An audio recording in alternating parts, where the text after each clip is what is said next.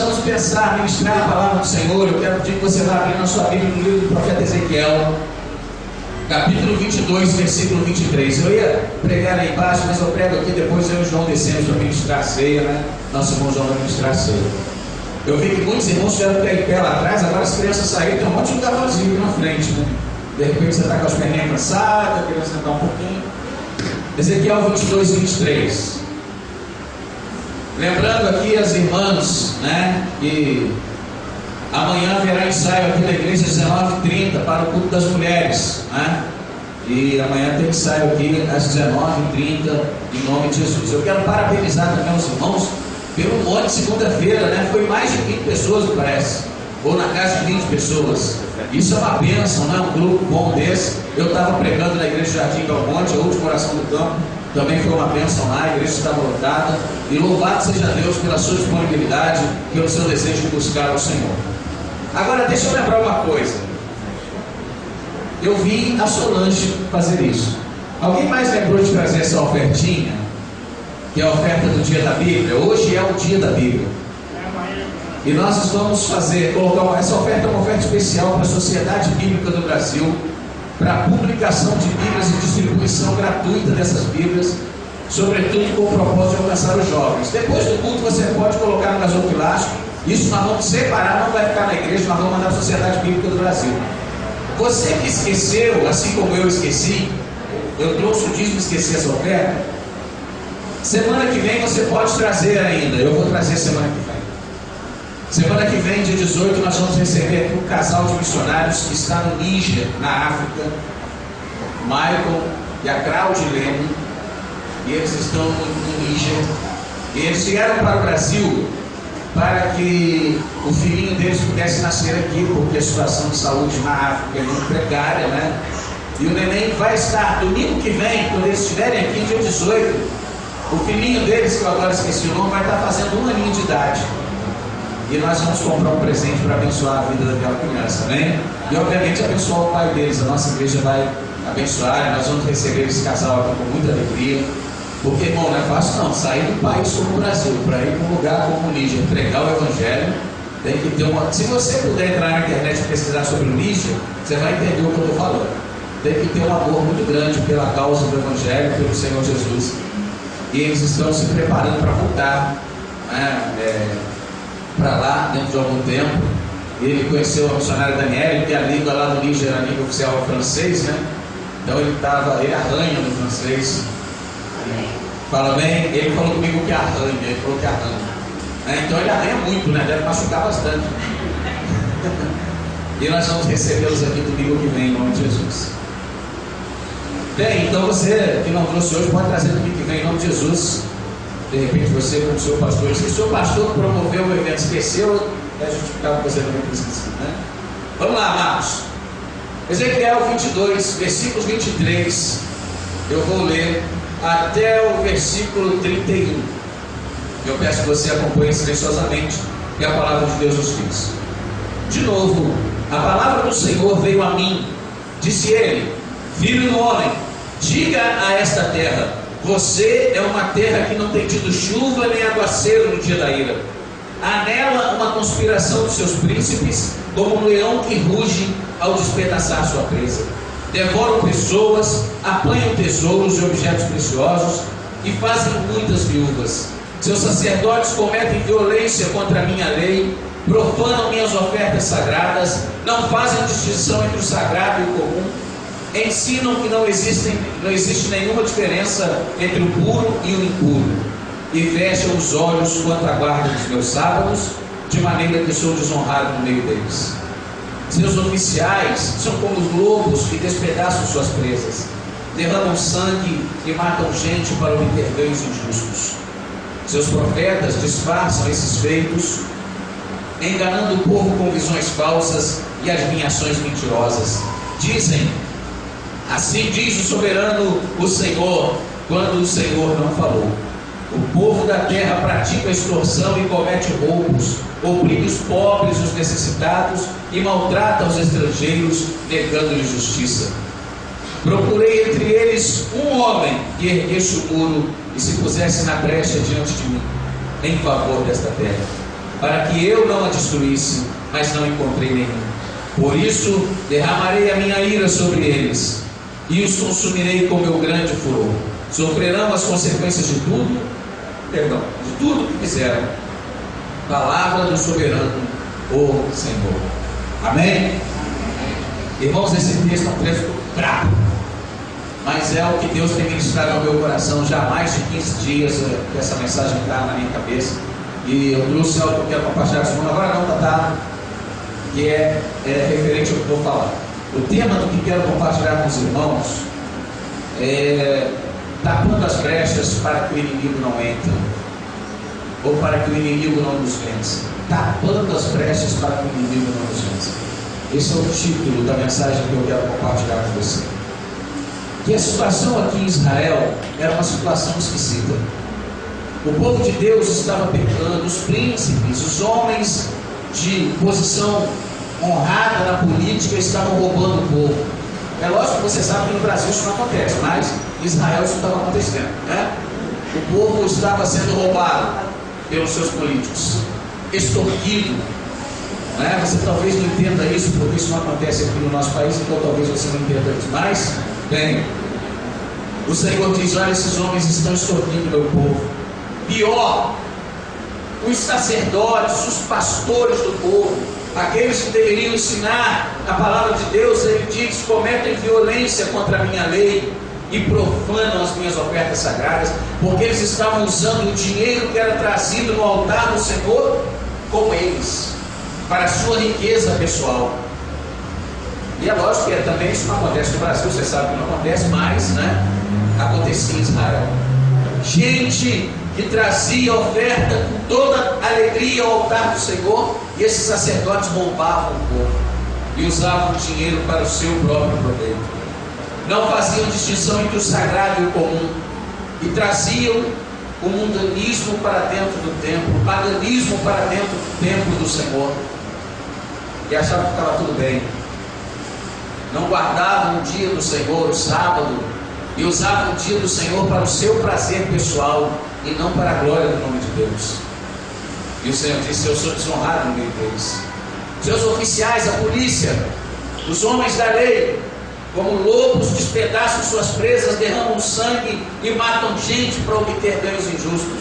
Outra coisa que não acontece no Brasil, mas pelo mundo afora acontece, né?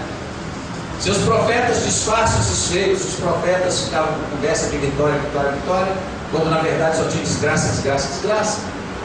Homens que falavam coisas que o povo queria ouvir e não que o povo precisava ouvir.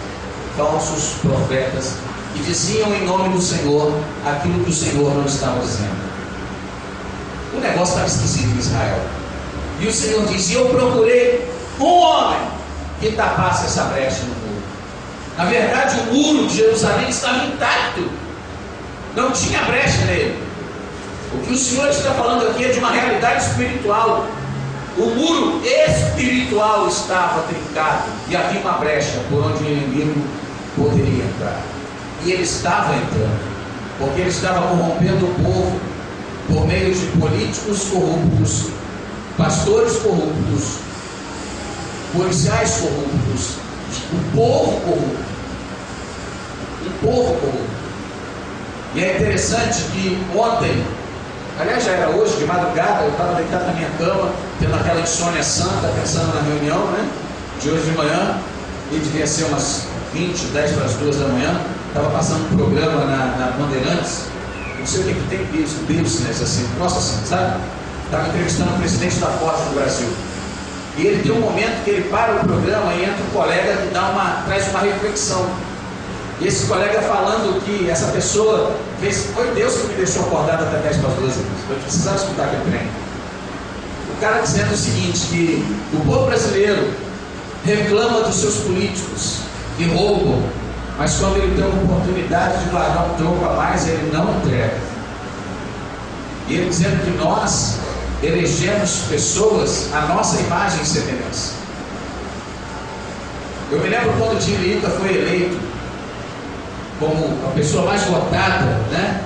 E um repórter foi perguntar para o ex-presidente Lula e falou assim: presidente, O senhor acha que a eleição do Tiririca como deputado é uma resposta do povo, ou um deboche do povo para com o Congresso Nacional? A resposta do Lula, eu acho que eu vou viver 120 anos e eu não vou esquecer esse negócio. O Lula disse assim: não, cada povo tem os políticos que merecem, e o Tiririca tem a cara do Brasil. Ou seja, do que ele chamou, pelo menos as pessoas que votaram no Tiririca, né? Pensa bem, isso é verdade. Porque às vezes a pessoa, só de onda eu vou votar nesse marmezão aqui. Mas é ele que depois vai fazer leis para a gente cumprir. E aí vota uma pessoa que não tem história, que não tem vergonha na cara. Não estou dizendo o caso dele, não conheço a vida dele, mas a resposta do ex-presidente foi forte e verdadeira. O povo elege políticos que têm a sua cara. Israel tinha líderes que refletiam o que o povo estava vivendo também. E muitas vezes nós, cristãos, agimos como Israel estava agindo nesse momento histórico. E abrimos brechas para que Satanás entre na nossa vida e nos derrube. E tenha vitória sobre nós. E nos faça passar por momentos de vergonha, porque nós não estamos tapando as brechas em oração, em vida com Deus e em outras situações. Tapar as brechas, pelo menos em 3 aspectos eu listei aqui, e eu quero compartilhar com você muito rapidamente, porque ainda teremos a ceia do Senhor, que é de fato muito importante para nós, esse memorial maravilhoso. Mas nós precisamos tapar as brechas que nós podemos abrir para o diabo através dos nossos sentidos, através dos nossos olhos. Mateus 18, versículo 9, o Senhor diz: olha, se o teu olho te escandalizar, arranca-o e atira-o para longe de ti, porque é melhor entrar na vida com um só olho, do que tendo 2 seres lançados no lago de fogo, ou melhor, no fogo do inferno. Às vezes o que nos faz pecar é o nosso olho. A gente gosta muito de ver o que não deve. Eu fiquei triste quando eu li numa matéria, eu já comentei aqui na igreja, que houve um congresso realizado para líderes cristãos num hotel, numa cidade aí chique, um hotel chique também, daqueles congressos que você paga 800, 900, R$1.000 para você poder participar, né? E após o congresso, o pessoal do hotel foi fazer. O hotel foi fechado só para esse congresso, só podia o pessoal do congresso estar hospedado, não tinha mais ninguém hospedado a não ser os líderes cristãos que se inscreveram para esse evento. E aí, após o evento, muitos irmãos vão se lembrar que eu já contei isso aqui, o pessoal do hotel foi fazer um levantamento de tudo que aconteceu naquela semana. E eles fizeram uma triste constatação: que nunca na história daquele hotel tinha havido um pico tão elevado de acesso a sites pornográficos. Um congresso de líderes cristãos. Isso é um negócio que me deixou doido quando eu li isso na revista Cristianismo Hoje. Isso é uma revista Cristianismo Hoje. Então isso me deixou assim preocupado. Líderes cristãos? Uai, é uma coisa esquisita, né? E os olhos às vezes nos fazem pecar, às vezes a gente abre brechas para Satanás com aquilo que assistimos, com os programas televisivos que assistimos, né? Quinta-feira eu estava lá na Vila Rica, num encontro de casais, um jantar romântico, ministrando ali na IPV da Vila Rica, e eu estava falando isso para os casais, ali o pastor fez só para os casais da igreja, porque alguns casais não puderam ir naquele encontro que fizeram lá nas quentes, né? Porque ficou mais caro, alguns casais não puderam ir. O pastor João Maciel quis fazer para que os casais da igreja pudessem participar. Esse eu tive a honra de ministrar ali. Eu estava dizendo isso, a sutileza com que Satanás nos engana através dos olhos e alimenta os nossos sentimentos com o pecado. Às vezes a gente está vendo, eu já também falei isso para vocês algumas vezes, às vezes a gente está vendo novela, a irmã e o irmão estão vendo novela, né? Porque antigamente diziam que mulher só via novela, mas é mentira que hoje todo mundo vê homem, mulher, né? Não tem mais essa diferenciação. E o que acontece? Às vezes a pessoa é levada sutilmente a torcer para que um caso extraconjugal de uma personagem da novela dê certo, porque o marido é mau, é cruel, ou a mulher é má, é cruel. A mulher é muito maldosa, muito maléfica também. E aí a pessoa fica torcendo para o caso daquela pessoa com um amante ou com um amante dê certo, porque ela não pode continuar sofrendo desse jeito. Ou seja, a gente se vê torcendo pelo adultério. E é pecado. Na verdade, os nossos olhos, aquilo que entra pelos nossos olhos, vai direto para o nosso coração e para a nossa mente. E Satanás sabe disso. E ele sutilmente vem insuflando as suas ideias através de muitas coisas que a gente vê na TV, que a gente assiste, nos filmes que a gente lota, né? Vai lá na locadora e lota para assistir. E às vezes a gente percebe, quem tem aquele discernimento espiritual, percebe que há sutilezas de Satanás em alguns filmes. Eu falava lá com eles, como já falei para vocês, um filme que eu vi uma vez, 11 Homens num Segredo, né? Conta a história de 11 homens que se reuniram para roubar um cassino, coisa que ninguém nunca tinha conhecido, tinha conseguido e tal. E a gente é tão envolvido pelo enredo do filme que de repente a gente se pega torcendo para o roubo dar certo. Quer dizer, eu, crente, pastor, torcendo para o ladrão ganhar, torcendo para o ladrão se dar bem, estou torcendo para o roubo dar certo. A gente é seduzido pela ideia. Quem viu esse filme? Levanta a mão. Quem torceu para o roubo dar certo? Pessoal, não é só o pastor José, não. Aí eu parei e falei, caramba, a gente torce para um negócio, para o mal triunfar. Satanás é sutil, gente.